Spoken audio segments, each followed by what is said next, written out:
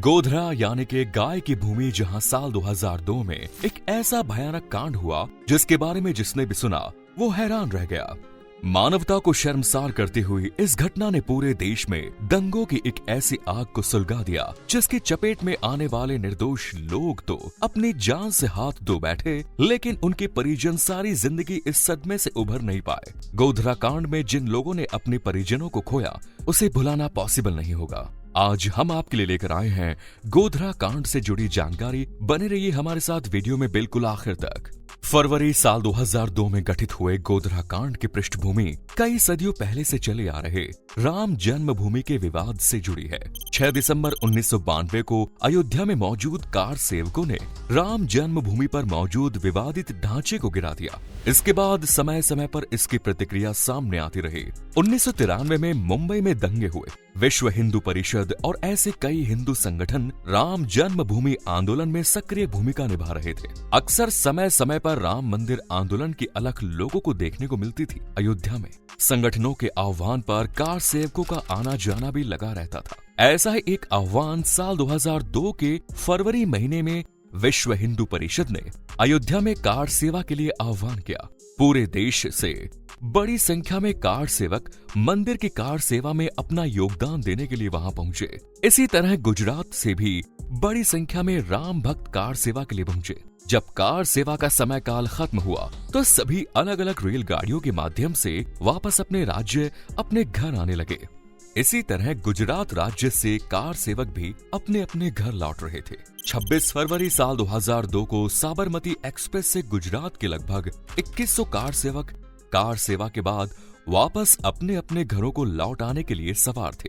अयोध्या से चलकर साबरमती एक्सप्रेस को 27 फरवरी रात 3 बजे गोधरा स्टेशन पर पहुंचना था। उस समय गोधरा लगभग 1.25 लाख लोगों की आबादी वाला क्षेत्र था, लेकिन साबरमती एक्सप्रेस उस दिन 4 घंटे लेट चल रही थी। 27 फरवरी सुबह 6 बजे ये गोधरा से पहले दाहोद स्टेशन पहुंची।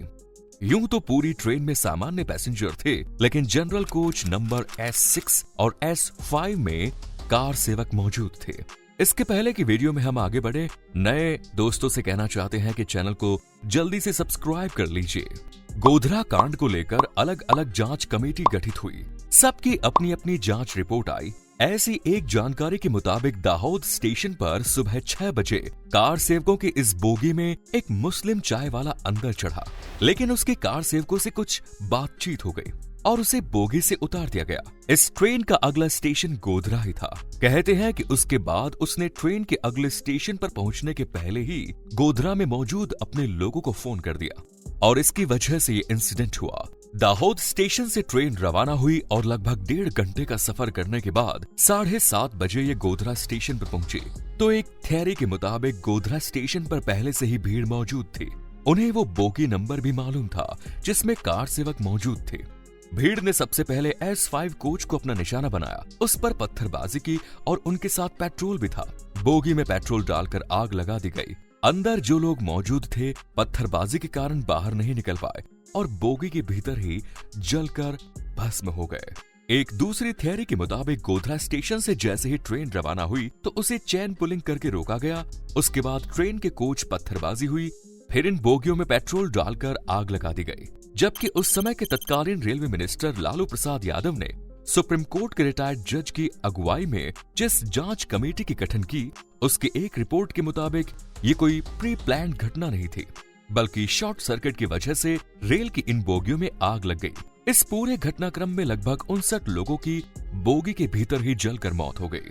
गोधरा में घटे इस घटना को अयोध्या मामले से जोड़कर देखा जा रहा था। दरअसल वो बोगी कार सेवकों की थी और कार सेवकों को इसलिए जलाया गया क्योंकि वो अयोध्या से कार सेवा करके लौट रहे थे। जिस समय ये घटना घटी उस समय को ये समझ में नहीं पा रहा था कि आखिर ये हुआ कैसे और क्यों, लेकिन जैसे जैसे समय बीता और शाम का समय आया, इस घटना को लेकर लोगों के बीच चर्चा का दौर शुरू हो गया। गुजरात के तत्कालीन मुख्यमंत्री नरेंद्र मोदी जब तक ये बात पहुंची तो वो स्वयं गोधरा आए और उन्होंने जली हुई बोगियों का निरीक्षण किया। विश्व हिंदू परिषद के नेताओं तक जो भी बात पहुंची, इसके बाद कार सेवकों की डेड बॉडी उनके फैमिली मेंबर्स को देने के बजाय गोधरा से उन सभी की डेड बॉडी को खुली गाड़ी में रखकर अहमदाबाद लाया गया। अहमदाबाद आने के बाद विश्व हिंदू परिषद के तत्कालीन नेताओं ने इन डेड बॉडीज को उनके परिजनों को सौंपने के बजाय अपने पास ही रखा। तब कार सेवकों के साथ घटी इस घटना को लेकर धीरे धीरे पूरे देश में आक्रोश फैलता गया और सांप्रदायिक माहौल बिगड़ता शुरू हो गया। 28 फरवरी से लेकर 3 मार्च 2002 तक गुजरात के अलग अलग हिस्सों में जबरदस्त दंगे हुए और 1200 लोगों को अपनी जान से हाथ धोना पड़ा। लोकसभा में जो जानकारी पटल पर रखी गई उसके अनुसार दंगों में 254 हिंदू और 700 से अधिक मुस्लिम जिन्होंने अपनी जान से हाथ धोया। अन्य धर्मों के लोग भी इन दंगों का शिकार हुए। सड़क पर आगजनी, लूट, महिलाओं के साथ बलात्कार जैसे भयानक तांडव से गुजरात गुजरा। इसकी ब्रूटल मेमोरी कभी भी उन लोगों के दिमाग से नहीं मिट जाएगी जिन्होंने अपने परिजनों को अपनी आंखों के सामने मरते देखा, अपने घर की महिलाओं का रेप होते हुए देखा, अपनी संपत्ति को जलते हुए देखा। गोधरा के दंगों के बाद गुजरात सरकार ने सबसे पहले अपनी जांच की और उस जांच में यह निष्कर्ष पाया कि ये तमाम घटनाएं पाकिस्तानी खुफिया एजेंसी ISI की साजिश का परिणाम है। इसके बाद गुजरात सरकार पर SIT का गठन किया गया। सुप्रीम कोर्ट के दिशा निर्देश के अनुसार नानावटी कमीशन का भी गठन किया गया, जिसमें गोधरा कांड और गुजरात के दंगों की एक साथ जांच की गई और जांच के बाद ये कंक्लूजन समझ में आया कि गोधरा की जो घटना थी वो सुनियोजित साजिश का परिणाम थी। भीड़ ने जानबूझकर कार सेवकों से भरी बोगी पर पत्थरबाजी की और पेट्रोल डालकर आग लगा दी। इसके बाद लालू प्रसाद यादव ने भी सुप्रीम कोर्ट के एक जज की अगुवाई में जब मामले की जांच कराई तो उन्होंने इस मामले में साजिश की बात से इनकार किया। बीच में शॉर्ट सर्किट की वजह से आग लगने के कारण को सामने रखा गया, पर फाइनली इस मामले में 1500 लोगों पर FIR दर्ज की गई। स्पेशल SIT कोर्ट में मामले का ट्रायल चला। इस मामले में कई अलग अलग कमेटियों ने अपने अपने तरीके से जांच की। फाइनली अदालत में गुजरात सरकार की SIT और नानावटी आयोग की जांच रिपोर्ट को अपने संज्ञान में लेते हुए इस मामले पर विचार किया गया और 11 मार्च साल 2011 को कोर्ट ने इस मामले में कुल 31 लोगों को दोषी ठहराया, जबकि कुल 94 फाइनल आरोपियों में से 63 लोगों को बरी कर दिया गया। दोषी ठहराए गए 31 लोगों में से 11 लोगों को फांसी की सजा सुनाई। इस मामले में 20 लोगों को उम्र कैद की सजा। इसके बाद ये मामला अहमदाबाद हाई कोर्ट में गया और साल 2017 में मौत की सजा पाए 11 लोगों को भी उम्र कैद की सजा सुना दी गई।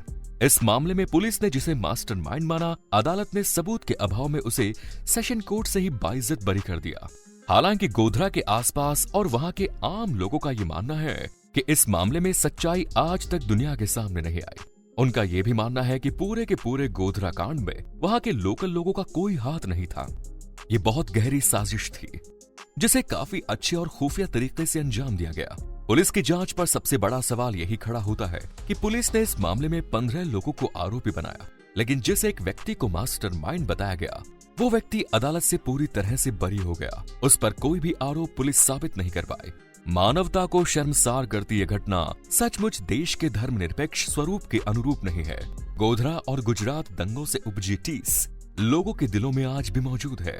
तो ये थी गोधरा कांड की पूरी स्टोरी। इस स्टोरी से आपने क्या कंक्लूजन निकाला कमेंट्स में जरूर बताएं। मिलते हैं नेक्स्ट वीडियो में। धन्यवाद।